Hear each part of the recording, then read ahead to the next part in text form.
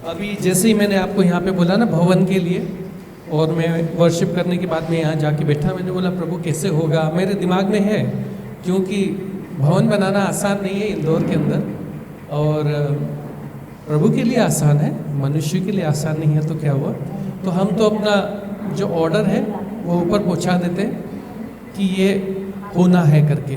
Hallelujah.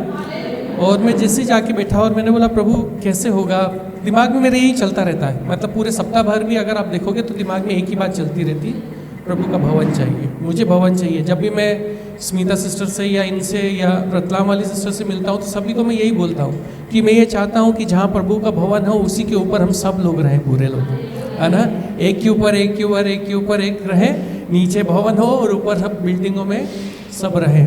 Hallelujah. मेरा ऐसा मन है, तो मैं ऐसे बातें करता हूँ, हमेशा करता रहता हूँ, कुछ। तो मैं जैसे ही बैठा कि और मैंने ऐसी बाइबल खोली तो वचन निकला, पहला इतिहास निकाले, सब बहुत अच्छा लगेगा। परमेश्वर कैसे बात करता है वो मैं आपको बताना चाहता हूँ कि परमेश्वर बात करता है डेफिनेटली। आप जब उसके मन से लग जाते हैं तो परमेश्वर बात करता है। पहला इतिहास उसका 29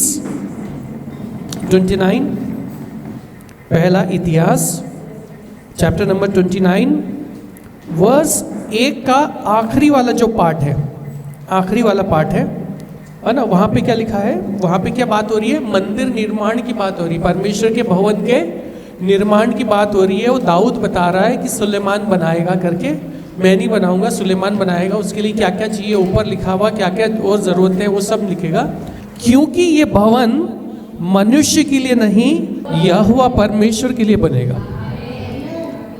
किसके लिए बनेगा?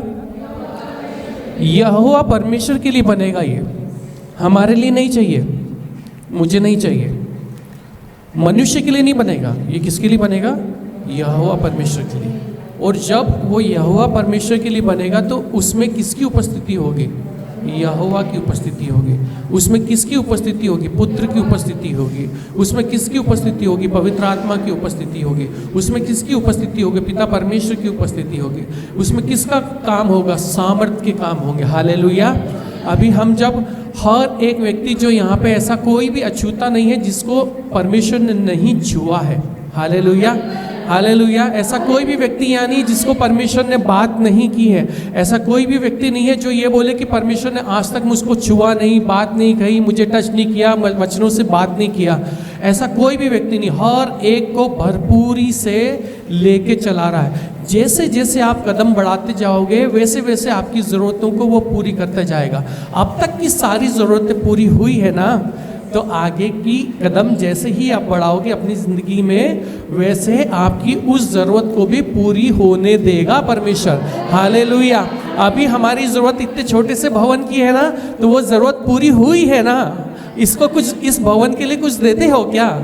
है ना, फ्री में मिला है। हालेलुया। तो किसने दिया है? परमेश्वर ने दिया है। तो परमेश्वर का धन्यवाद दी, अब तक हमें संभाला है, आगे भी वो संभालेगा। अब तक मुझे लेके चला है तो वो आगे भी लेके चलेगा। तो मैं भविष्य की चिंता क्यों करूं जब मेरा भरोसा परमेश्वर की ओर है। हालेलुया।